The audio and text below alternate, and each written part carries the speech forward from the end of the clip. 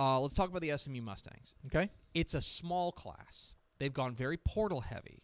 But when you take a look at what Rhett Lashley has done on the recruiting trail for 2024, coming off of an AAC championship as they make their transition to the ACC, those are different conferences. I will make that mistake.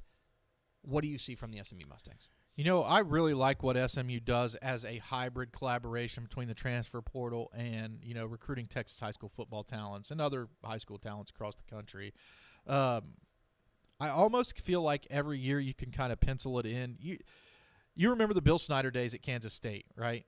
Mm-hmm. Like, you kind of knew what Bill Snyder was going to do. He was going to take 20 junior college kids, and your team was going to be kind of different year over year based on how – and they were going to be really good when they hit on those guys, and they were going to be decent when they didn't, but there was a lot of roster turnover there. Now I think that you can look at what SMU does annually and kind of understand the map or the map to success that they are trying to employ. Mm-hmm.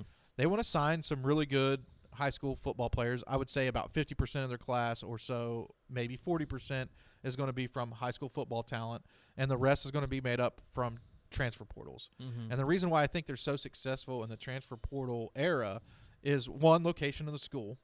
I think that's very important.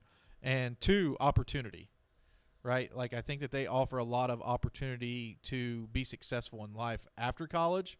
And guys who are transferring in the transfer portal have to realize sometimes that football is very important. It's like a fleeting timeline, right? Like, you're gonna only have so many football games left at that point if you don't make it to the league. How can I set myself up for success? And a lot of these guys are coming back to Texas from other schools out of state and trying to reignite that flame at SMU.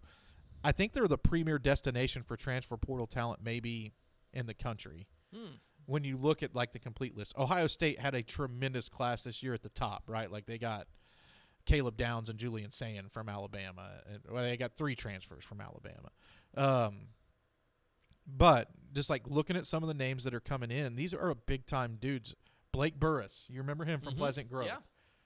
Stud. Yeah. Like, Blake Burris was an absolute stud at Pleasant Grove. Deuce Harmon. Yeah, Denton Geyer. Absolute baller coming back from A&M, you know, coming to SMU. Ashton Kozart. Went to Oregon, now coming back to SMU, coming back to the Dallas area. You know, interesting story with Ashton Kozart, but I think at 6'3", 195 pounds, like, Ashton Kozart has a chance to be an absolute ACC star. Justin Medlock, star at Manville, coming back from Utah. Omari Abor. Yeah. You know, a former DCTF 5-star who went to Ohio State is now transferring back to SMU. But these are the 2 names that I think that you have to know. Savion Byrd, coming back to SMU from Oklahoma, started at Duncanville, and Nate Anderson, also a transfer from Oklahoma, coming back to SMU. He was at Frisco Reedy. I think those are 2 instant impact guys that you have to know about. I think that they're starters next year, and they were really good at OU this year. These are dudes who can flat out play, and I think that if you can add 2 key members up front, your team is going to be pretty solid.